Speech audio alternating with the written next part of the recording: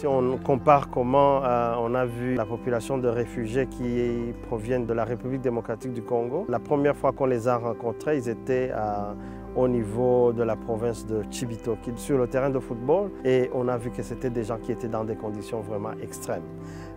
C'est vrai qu'aujourd'hui, au niveau du camp de réfugiés de Mousséni, les conditions sont vraiment améliorées. On peut le lire sur les visages des réfugiés qui sont dans ce camp.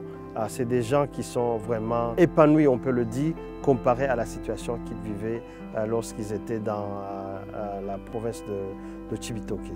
Alors, l'activité qui nous concerne aujourd'hui ici, c'est une activité qui cible les jeunes et les adolescents, les filles et les garçons. La cible, c'est les jeunes qui sont âgés de 10 à 14 ans, filles et garçons, mais y compris aussi ceux qui sont âgés de 15 à 19 ans. Alors, nous avons utilisé une approche d'utiliser les activités sportives d'abord, mais aussi d'autres activités culturelles pour les amener au niveau du terrain de football, pour les sensibiliser sur les aspects de santé de la reproduction, sur les aspects de changement de leur corps, sur la sensibilisation, sur la prévention des grossesses non désirées, grossesses précoces chez les jeunes et les adolescentes, la sensibilisation et la prévention sur les violences basées sur le genre. Nous avons aussi profité d'apprendre par rapport à leur culture, des jeux de danse. Nous avons beaucoup appris par les jeunes et je pense que c'est un élément important par rapport à leur psychologie. C'est des gens qui ont connu des situations de traumatisme.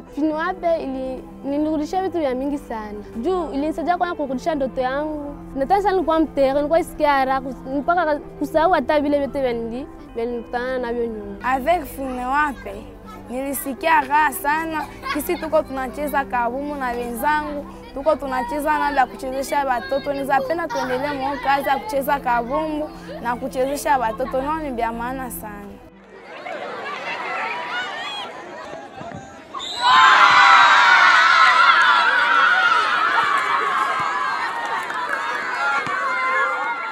Nekala tu vile banatuletea mafundisho ya bie ya kutujenga seba fie na bagarso najua ke pako mafundisho yabo na tena tunashukuru juu kwa tuletea mamichezo bakatupatia makotexe seba fie na ingine mafundisho yenye nilisikia ile kuepuka kwenda ku rendezvous na garso. Sa garso na kuita nikute kwangu, bia nikute kwa rafiki yangu, ubio nikute fasi fulani busiku, ile nilisikia na ikanijenga sana. Na ingine garso kama mnasupanaka naye ile kumpatia mabize na ndio mwanzo wa kwanza relation sexuelle.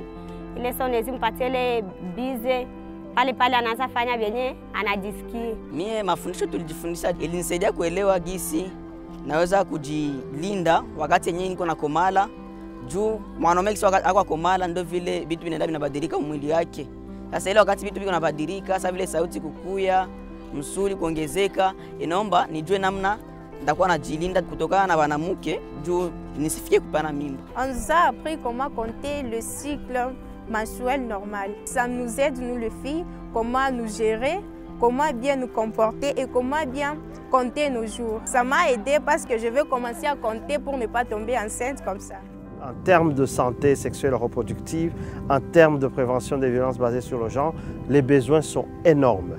En termes d'accès aux services de santé, spécifiquement les services de santé sexuelle et reproductive, plus précisément encore pour les jeunes et les adolescents, les besoins sont vraiment énormes et d'où l'appel à l'action, c'est vraiment mobiliser les ressources. Toutes les personnes qui peuvent avoir un apport, une contribution quelconque, c'est des personnes qui peuvent nous être très utiles.